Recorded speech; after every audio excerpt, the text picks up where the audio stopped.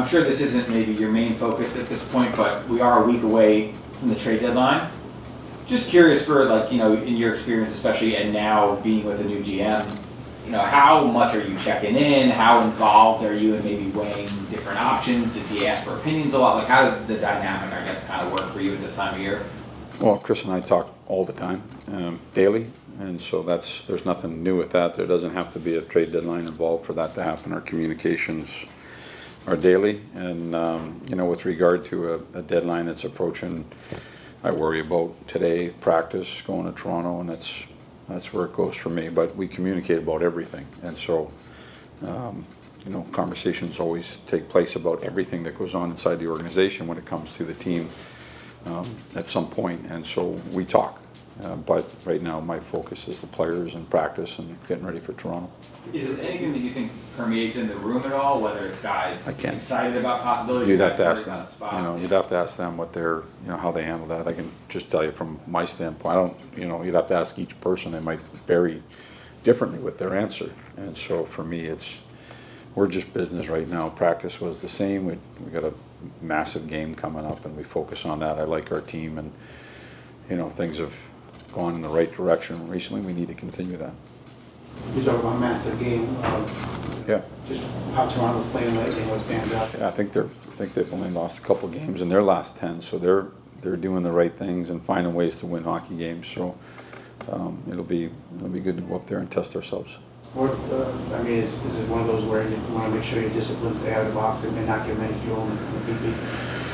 Yeah, that's everybody really. Like, there's not many teams that don't have a good first power play unit. Even if the numbers don't add up, there's still 5 really talented players on the ice, and I think discipline always factors into it. I would much rather be on the short end of penalty kills and the higher end of power plays. If that's every coach would want that. So discipline definitely factors into that. I feel like if you can win 2 games, if you can win the discipline game, like take less penalties in the opposition, and then if your specialty teams can, win in your power play and penalty kill, can win that individual matchup, your chances of winning a hockey game, they go up dramatically. Next couple are against teams that are pretty very much in the playoff picture in the Eastern Conference. Good teams. What's your read on the East right now? And a lot of teams, it seems like, are pretty close in there when you look at the top of the standings.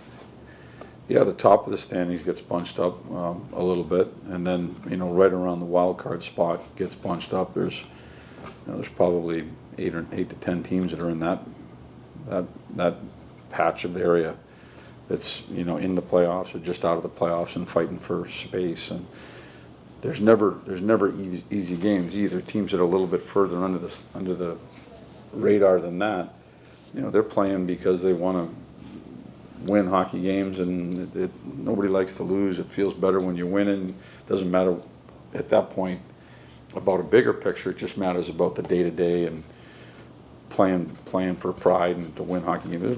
There's never any easy games. It always makes more noise when that happens, when you're supposed to kill somebody and you don't, because there's good teams out there on both sides. That's the way it is. Does it feel wide open though, because no team has raced out really far in front of the pack or anything like that? Does it feel like, I know a lot of years it probably feels I think it's probably more abnormal what you're asking. You know what I mean? For somebody to have a year like Boston had, that's a year like Tampa had a few years ago. That's a little bit more abnormal. What's more normal is to have it be in the top teams. That's a little bit more congested. Guys, fighting to be first in their division or first in their conference, whatever it might be. And then there's always that patch that's fighting for their lives right around the wild card spot. What have you appreciated out of Igor's game recently? He seems like he's moving and tracking really well to me. Again, you'd have to ask him the goaltending fundamentals or Benny, but when I watch him play, he seems to be on it. Like some of the saves that he's made, he sees 2 things over here when something's happening over here, and he's focused, but he knows where he's at, and he seems to be in sync with everything he's doing inside the crease. How abnormal and beneficial to you guys is it his ability to kind of make those long passes and stretch passes that he's able to do? Yeah, anytime you get a goaltender that can go back and handle pucks and make plays, and we're fortunate, we've got a couple of guys that can do that. I think it's so much more of an advantage when it comes to breaking out pucks and getting out of your end. Your defenseman reading off of the goaltender being able to move the puck either way, whether it's out the backside or up their strong side. I think that that's a huge advantage.